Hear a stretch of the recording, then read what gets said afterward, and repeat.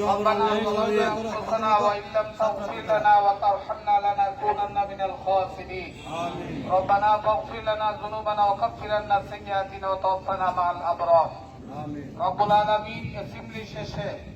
গতকাল যে বিমান দুর্ঘটনায় আমাদের ছাত্ররা জীবন উৎসর্গ করেছে, আল্লাহ তাদের মাগফিরাত কামনা করছি।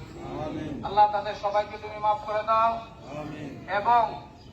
যারা শাহাদাত বরণ করেছে তাদের পরিবারের মা বাবা আত্মীয় স্বজন সবাইকে সবরে জামিন ধৈর্য ধরার তৌফিক দান করো এবং এই ধরনের প্রাকৃতিক এবং দুর্ঘটনা থেকে যেন বাংলাদেশকে আল্লাহ পাক দয়া করে হেফাজত করে সেই তৌফিক সবাইকে দান করে দাও।